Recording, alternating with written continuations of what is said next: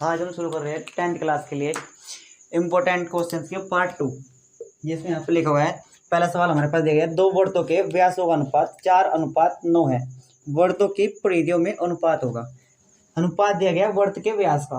वृत्त का व्यास मतलब 2r1 ले लेते से। दो वृत्त दिए गए हैं, दो वृत्तों के व्यास दिए गए, तो पहले वृत्त के लिए मान लिया r1 और दूसरे वृत्त के लिए r2। इनका अनुपात ये 4:9, 4/9। 2 से 2 कट जाएगा तो हमारे पास बचे क्या, r1/r2। इसका मान देगा 4:4/9। ये दे गया है। वो पूछ रखा है परिधियों का अनुपात क्या होगा। परिधि मतलब 2πr/2πr2 ये पूछा गया हमसे। तो पाई आर देखो 2πr1/2πr2, 2π से 2π कट जाएगी, हमारे पास बचेगा r1/r2 ही बचेगा। तो इसका मतलब क्या होगा, जो हमारा त्रिज्या का अनुपात होगा वही हमारे परिधियों का अनुपात होगा, 4/9 ही होगा। तो इसका उत्तर हो जाएगा 4:9। 4/9 मतलब 4:9, जो ऊपर लिखा होता है वही स्टार्टिंग होना चाहिए, 4:9। तो ये हमारा पहला सवाल हो गया। अभी सर रफ कर सेकंड क्वेश्चन लिखा हुआ है, यदि एक गोले की त्रिज्या को 2 गुना कर दिया जाए तो उसके पृष्ठीय क्षेत्रफल में होने वाली प्रतिशत वृद्धि होगी। हमें परसेंटेज में वृद्धि निकालनी है। यदि एक गोले की त्रिज्या गोले की त्रिज्या को 2 गुना बढ़ा दिया जाए, गोले की त्रिज्या को, तो उसके पृष्ठीय क्षेत्रफल में होने वाली वृद्धि बताओ। गोले का पृष्ठीय क्षेत्रफल कितना होता है, 4πr²। ठीक है, ये होता है गोले का पृष्ठीय क्षेत्रफल। गोले का पृष्ठीय क्षेत्रफल है, पृष्ठीय क्षेत्रफल। तो इसमें बोला गया यदि गोले की त्रिज्या को 2 गुना कर दिया जाए, त्रिज्या यदि पहले हमारे पास r का मान, यदि पहले हमारे पास r था तो अब इस r को कितना कर दिया गया, 2r कर दिया गया। पहले की अपेक्षा 2 गुना कर दिया गया, तो अब कितना होगा, देखो यहाँ पे लिखेंगे, अब लिखेंगे, यहाँ पे लिखेंगे पहले, यहाँ पे अब बाद में कितना हो गया इसके बारे में देखेंगे। पहले कितना था हमारे पास, 4πr²। अब कितना हो गया, 4π, r के स्थान पर कितना लेना, 2r और r का स्क्वायर। तो ये हमारे पास 4πr² एच डी रहेगा। ये बचेगा 4π 2r का होल स्क्वायर, 2 का स्क्वायर 4 मल्टीप्लाई r का स्क्वायर, r स्क्वायर ही हो जाएगा। ये 4πr², ये 4π, अगर इस r स्क्वायर को इसके साथ ले जाए तो ये r स्क्वायर हो जाएगा, इंटू में 4। तो पहले की अपेक्षा 4 गुना हो गया, पहले की अपेक्षा 4 गुना, पहले की अपेक्षा 4 गुना। पहले हमारे पास कितना था, 4πr², अब कितना हो गया, अब हो गया 4 गुना पहले की अपेक्षा, क्योंकि पहले हमारे पास 4πr² था, अब ये 4 गुना हो गया। तो पृष्ठीय क्षेत्रफल में कितने गुना वृद्धि हुई, 4 गुना वृद्धि होगी। लेकिन इसमें वृद्धि गुना में नहीं पूछी गई, वृद्धि परसेंटेज में पूछी गई कि पहले की अपेक्षा कितना % अधिक हो गया। यदि पहले हमारे पास 1 था, यदि पहले हमारे पास 1 था तो 1 से कितना हो गया, 4 हो गया। कितना बढ़ गया, इसमें जो वृद्धि हुई है वो 3 की वृद्धि हुई है। कितनी वृद्धि हुई है, 3 की। मतलब पहले 1 था, 1 से 4 हो गया, मतलब 3 की वृद्धि होगी। किसके रेस्पेक्ट में होगी, 1 के। हमेशा पहले वाले के रेस्पेक्ट में ही वृद्धि ली जाती है, मतलब 1 के रेस्पेक्ट में वही ये 3 की वृद्धि होगी। तो 3/1 परसेंटेज में निकालने के लिए 100% से गुणा करेंगे, तो ये देगा 300%। तो इसका तो हो जाएगा 300%। देख लो। इसके बाद फिर दूसरा क्वेश्चन लिखते हैं। एक समबाहु त्रिभुज लिखो, एक समबाहु त्रिभुज ABC की भुजा 2a है, उसकी प्रत्येक शीर्ष लंब की लंबाई ज्ञात कीजिए। मतलब एक समबाहु त्रिभुज है हमारे पास, समबाहु त्रिभुज। पहले तो ये बता कि समबाहु त्रिभुज होता क्या है। समबाहु त्रिभुज होता है वह त्रिभुज तीनों ओर से गिरी हुई वह बंद आकृति जिसकी सभी भुजाएं बराबर होती है। मतलब ये भी a होगी तो ये भी a ही होगी, ये भी a ही होगी। a का मतलब हुआ यदि ये 5 है तो ये भी 5 ही होगी, ये भी 5 ही होगी। यहाँ से यहाँ तक की लंबाई ये भी 5, यहाँ से यहाँ तक की लंबाई ये भी 5 ही होगी और ये भी 5 ही होगी। इसका मतलब होगा इसकी सभी भुजा बराबर होगी। इसमें एक समबाहु त्रिभुज की, समबाहु त्रिभुज ABC की भुजा दी गई है 2a भुजा, मतलब ये दे रखी है 2a। इसका मतलब क्या होगा, ये एक भुजा से 2a दे रखी है तो ये भी 2a ही होगी और ये भी 2a ही होगी। इसके प्रत्येक शीर्ष लंब की लंबाई ज्ञात कीजिए, प्रत्येक शीर्ष लंब। अब इसके शीर्ष लंब क्या होगा, इसकी हाइट के बारे में पूछा गया है। ये हाइट, ये हाइट इसी को बोलते हैं शीर्ष लंब। ठीक है, इसी को माध्यिका बोलते हैं। तो उसमें एच के बारे में पूछेगा कि इसका एच का मान कितना आएगा। एच का फॉर्मूला एच बराबर कितना होगा, एक ही स्थान पर 2a दिया गया है, तो उसे कैसे निकालेंगे। देखो हमारे पास ये पूरा 2a दिया गया है, ये भी हमारे पास पूरा 2a है। ये पूछ गया हमसे, ध्यान रहे समबाहु त्रिभुज में जब ये माध्यिका डलती है ना, जब ये लंब डलता है तो ये जिस लाइन पर डलता है उस लाइन को आधा आधा विभाजित कर देता है। यदि ये पूरा 2a है तो a ही इधर होगा और a ही इधर होगा। ठीक है, और जब ये लंब डलेगा तो यहाँ पे 90 डिग्री कोण अंतरित हो जाएगा। अगर मैं इसका एक ये हिस्सा उठा लूँ यहाँ से, तो मेरे पास ये हिस्सा प्राप्त होगा इस तरीके से कुछ। ये मेरे पास 90 डिग्री है, ये a लिखा हुआ है और ये 2a है और ये h हमसे पूछा गया है। तो एक समकोण त्रिभुज प्राप्त हो गया हमारे पास, जिसका ये कर्ण है, ये आधार है और ये लंब है। तो उसमें क्या करना है, हमें h का मान निकालना है। मतलब सब हम इसमें पाइथागोरस ट्रिपलेट ही यूज करेंगे। पाइथागोरस ट्रिपलेट के अनुसार कर्ण का स्क्वायर बराबर लंब का स्क्वायर प्लस आधार का स्क्वायर। कर्ण कितना है हमारे पास 2a का whole square is equal to लंब कितना है हमारे पास h का स्क्वायर प्लस a कितना है a का स्क्वायर। तो ये है, ये हो जाएगा हमारे पास। हमें निकालना है h का मान। एक बात ध्यान रखिए, हमेशा हमें जिस भी चीज़ का मान निकालना है या किसी भी चीज़ के जैसे हमें वैल्यू निकालनी है, तो वो हमेशा उस साइड में अकेला होना चाहिए। उसके साथ कोई भी संख्या, ना तो कोई प्लस में होनी चाहिए, ना ही कोई माइनस में होनी चाहिए और ना ही कोई बटन में होनी चाहिए। इसके साथ वो अकेला होना चाहिए और ना ये खुद भी माइनस का नहीं होना चाहिए, इसकी जो पावर है ये भी माइनस की ना होनी चाहिए।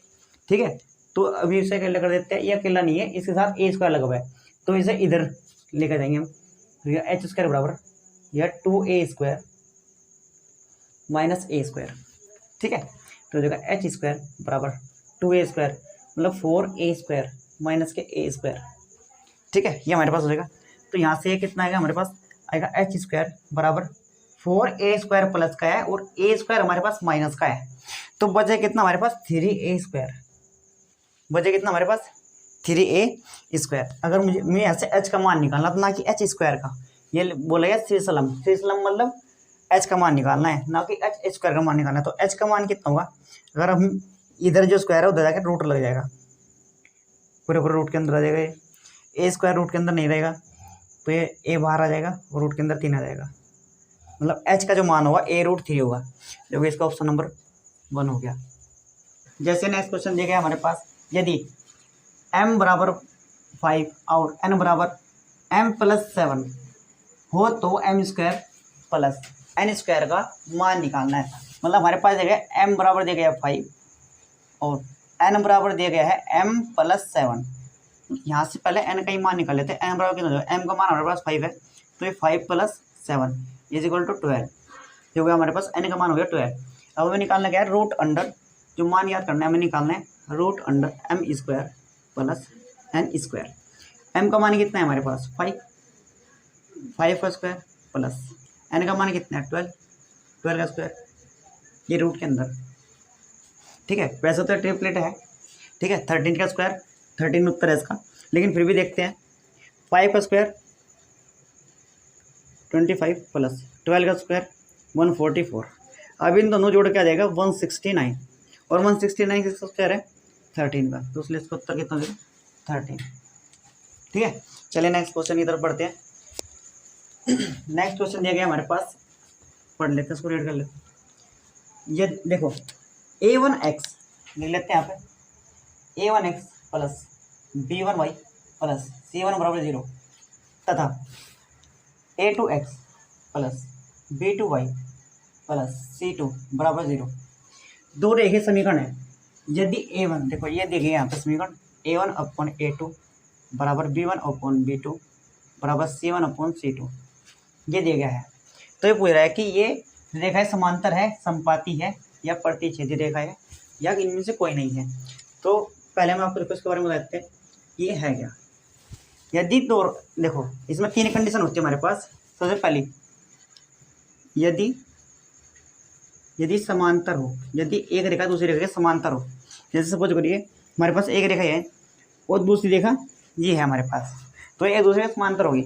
अगर ये समांतर होगी तो समांतर रेखा होगी देखो समांतर रेखा में क्या होगा, ये जो A1 है A1/A2 बराबर होगा B1/B2, लेकिन C1/C2 हमारा बराबर नहीं होगा। यह समांतर के लिए ये होगा, समांतर के लिए, ठीक है। और इसका केवल एक इसका देखो, यदि इसकी हम बात करें, यदि समांतर होगा, देखो इसके जस्ट इधर हम लेते हैं प्रतिच्छेदी, ठीक है, रेखा है प्रतिच्छेद करती है। देखो जैसे हमारे पास एक रेखा ये है, दूसरी रेखा हमारे पास ये है, अगर एक दूसरे को इंटरसेक्ट कर रही तो तब क्या होगा, ये होगा A1/A2 is not equal to B1/B2 is not equal to C1/C2। ये होगा जब रेखाएं प्रतिच्छेद करती है, एक दूसरे को काटती है, इंटरसेक्ट करती है, ये तब के लिए। यदि रेखा समपाती होगी तो तब क्या होगा, यदि रेखा समपाती है तो उसका मतलब होगा कि रेखा एक के ऊपर एक चढ़ी हुई है, ठीक है। इसको एक रूप रेखा भी बोला जाता है। ये समपाती रेखा है, देखो यहाँ पे लेते हैं प्रतिच्छेदी रेखा, प्रतिच्छेदी रेखा, तो यहाँ पे लिखिए समपाती रेखा, समपाती रेखा, और इसको एक रूप रेखा भी बोला जाता है। एक रूप रेखा किसी भी नाम से पूछा जा सकता है।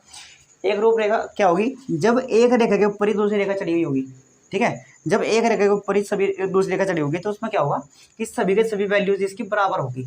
इसका मतलब होगा A1/A2 is equal to B1/B2 is equal to C1/C2। तो ये तभी कंडीशन है जब रेखाएं समपाती होगी, मतलब एक रूप रेखा होगी। तो हमारे पास ये दिया गया था A1/A2 बराबर B1/B2 बराबर C1/C2। ये कब होगा, ये जब होगा जब रेखाएं समपाती होगी। तो इसका ऑप्शन हो जाएगा option 30 is the right answer, ठीक है। अब नेक्स्ट दिया गया, किसी एक संख्या का 1/3, कोई भी एक संख्या है उसका 1/3 भाग 21 के बराबर है, तो संख्या क्या होगी। हमें नहीं पता संख्या क्या होगी, हमने मान लिया, माना संख्या हमारे पास x है, तो x का की के, इनका मतलब होता है गुणा। गणित के अंदर का की के का मीनिंग होता है गुणा। तो x का किसी संख्या का मतलब x का मतलब गुणा 1/3, 1/3 मतलब 1/3, 1/3 मतलब 1/3 भाग किसके बराबर है, 21 के बराबर है, 21 के बराबर है। तो संख्या बताओ, संख्या तो हमने x मानी थी ना, मतलब x का मान निकालना है हमें। तो हो जाएगा हमारे पास x/3 बराबर 21, x का मान हो जाएगा किससे 63 इधर राइट आंसर, मतलब इसका ऑप्शन सी हो जाएगा राइट आंसर। फिर नेक्स्ट वाले की तरफ चलते हैं। द्विघात समीकरण का सवाल है हमारे पास, देखिए नेक्स्ट सवाल द्विघात समीकरण। यदि द्विघात समीकरण x² plus 2x minus p बराबर 0 का एक मूल 2 हो तो p का मान ज्ञात कीजिए। मतलब इसमें देगा x² plus 2x minus p बराबर 0, ये होगा एक मूल, 0 का एक मूल किन दिया गया 2, ये भी माइनस का 2 है, सॉरी माइनस का 2 दिया गया है, माइनस के 2 दिया गया है, ठीक है। इसका एक मूल माइनस के 2 है, तो हमें p का मान निकालना है। ये मूल क्या होता है, मूल देखो कभी यहाँ पे मूल आ गया, हल आ गया लिखा हुआ, यहाँ कभी शून्यक भी आ सकता है, इसका एक शून्यक इतना है, ठीक है। शून्यक हो, हल हो, या फिर मूल के नाम से संबोधित किया जाए, तो ध्यान नहीं ये हमेशा x की ही वैल्यू दी जाती है, ठीक है। मतलब इसमें क्या है कि x का मान हमारे पास 2 है, ठीक है। द्विघात समीकरण में 2 मूल निकलते हैं, ठीक है। कोई भी द्विघात समीकरण होगी तो उसमें 2 मूल निकलते हैं, तो उसमें से एक मूल दिया गया, मतलब x का एक मान दिया गया है। तो x का अगर एक मान देगा तो एक मान रख के हम p का मान यहाँ से निकाल लेंगे। यहाँ पर देगा x² plus 2x minus p is equal to 0, तो x बराबर -2 रख देंगे यहाँ पे, x का मान -2 क्योंकि इसका मूल दिया गया ना, मतलब x का मान दिया गया है, तो x का मान रख देंगे -2, 2 का स्क्वायर प्लस 2 मल्टीप्लाई, देखो 2 का मान होता है 2 multiply -2 minus p is equal to 0, ठीक है। ये -2 का स्क्वायर मतलब 4 प्लस, सॉरी माइनस होएगा -2 मल्टीप्लाई 2 माइनस के 4 माइनस p बराबर 0, ठीक है। तो ये माइनस और ये प्लस कट जाएगा, माइनस का p बराबर 0, मतलब p बराबर 0, तो हमारे पास ओवरऑल उत्तर 0 ही आएगा, ठीक है। तो उसका उत्तर हो जाएगा द्विघात समीकरण का 0।